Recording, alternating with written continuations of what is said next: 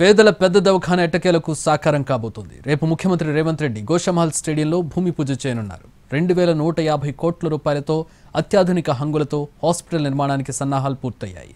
మొత్తం 30 లక్షల చదరపడుగుల కెపాసిటీతో 26 ఎకరాల్లో విశాలమైన ఆసుపత్రి నిర్మించేందుకు రంగం సిద్ధం చేశారు. దీనికి సంబంధించిన పూర్తి వివరాలు గోషామహల్ స్టేడియం నుంచి మా ప్రతినిధి రాధిక అందిస్తారు. ఎన్నో దశాబ్దాల కోరిక, ఎన్నో ఏళ్లుగా ఎదురు చూస్తున్నారు. ఇప్పటికి కల సాకారం కాబోతుంది. ఉస్మానియా ఆసుపత్రి అంటేనే పేదలకి పెద్ద దవాఖానా. అలాంటి దవాఖానా నిర్మాణం చేపట్టడానికి తెలంగాణ రాష్ట్ర ప్రభుత్వం ముఖ్యమంత్రి చేతుల మీదుగా రేపు ఉదయం 11:30 శంకుస్థాపన, భూమి పూజ చేయబోతుంది. గోషామహల్ స్టేడియంలో దాదాపుగా 26 ఎకరాలకు పైగా స్టేడియం పోలీస్ విభాగం నుంచి ఆరోగ్య శాఖ హ్యాండ్ ఓవర్ చేసుకొని ఈ హాస్పిటల్ నిర్మాణానికి తలపెట్టబోతుంది. ఒక్కసారి మనం స్టేడియంలో ఉన్నాము. ఇక్కడ మనం ఒక్కసారి చూస్తే అర్థమవుతుంది. మొత్తం గోషామహల్ స్టేడియం 30 ఎకరాలకు పైగా ఉంది. అందులో 26 ఎకరాల్లో ఉస్మానియా హాస్పిటల్ కొత్త భవనానికి సంబంధించిన శంకుస్థాపన చేయటానికి, దాంట్లో 30 లక్షల స్క్వేర్ ఫీట్ల కెపాసిటీతోని ఈ ఉస్మానియా హాస్పిటల్ కొత్త భవనానికి సంబంధించిన నిర్మాణానికి సంబంధించిన ఏర్పాట్లు జరుగుతుంది.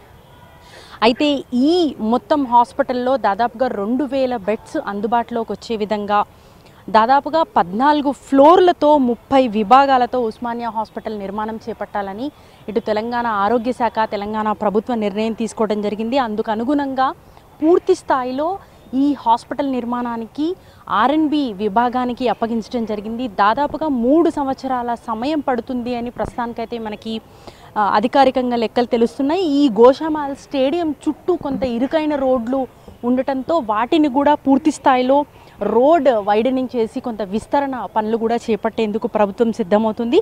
అయితే ఈ హాస్పిటల్లో బోధనేతర సిబ్బందికి కావాల్సిన ప్రత్యేక భవనాలు అంటే హాస్టల్స్, ఇటు క్వార్టర్స్, ఎవ్రీథింగ్ అంతా కూడా ఒకే దగ్గర ఉండేలాగా ఈ గోషామహల్ స్టేడియంలో కొత్తగా నిర్మాణం చేపట్టబోతున్న హాస్పిటల్కి సంబంధించిన వివరాలు.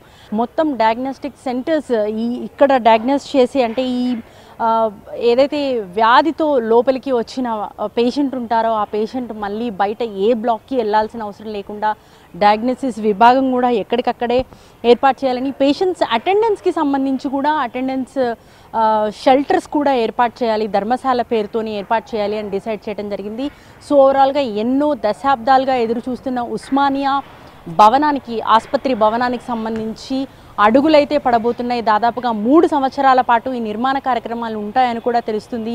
3 సంవత్సరాల అనంతరం ఉస్మానియా హాస్పిటల్ పబ్లిక్కి అందుబాటులోకి రాబోతున్నట్టుగా కూడా తెలుస్తుంది.